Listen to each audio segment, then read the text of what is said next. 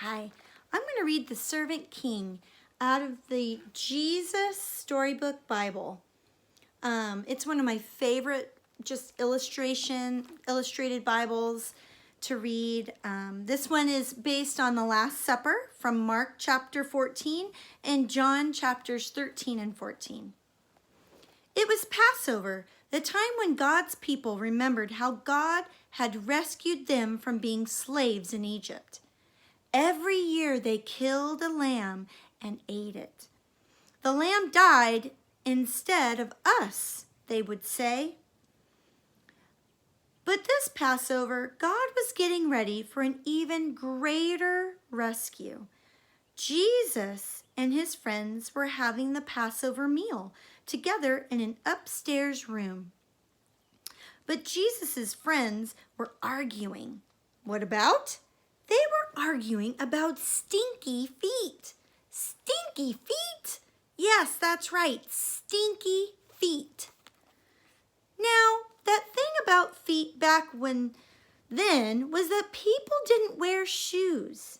They wore sandals, which might not sound unusual, except that the streets in those days were dirty. And I mean, not just dirty, they were like dusty dirty, really stinky dirty. With all those cows and horses everywhere, you can imagine the stuff on the street that ended up on their feet. So anyway, someone had to wash away the dirt, but it was a dreadful job. Who on earth would ever dream of volunteering to do it? Only the lowliest servant. And there are some pictures right here. You can see. The artwork is just really pretty. If you don't own this book, you should get one. I'm not the servant, Peter said. Nor am I, said Matthew.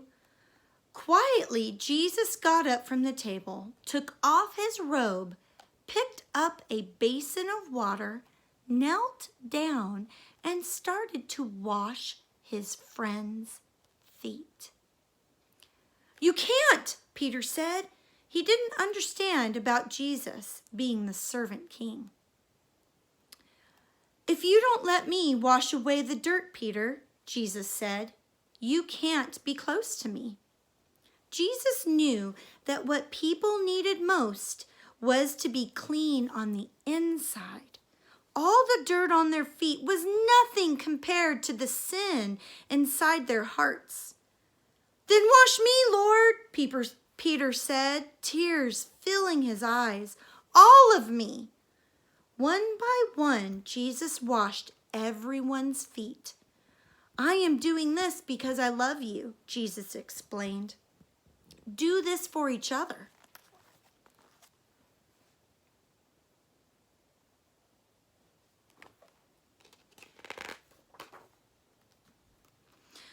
Now, one of Jesus' friends had made a bad plan. No one else knew what the bad plan was, but Jesus knew. And so did Judas. Judas was going to help the leaders capture Jesus for 30 pieces of silver. Go on, Judas, Jesus said. And Judas got up from the meal, left the room, and walked out into the night. Now for Easter, you should read the real story from the Bible. It's a really good story. Then Jesus picked up some bread and broke it. He gave it to his friends. He picked up a cup of wine and thanked God for it. He poured it out and shared it. My body is like this bread. It will break, Jesus told them. The cup of wine is like my blood. It will pour out.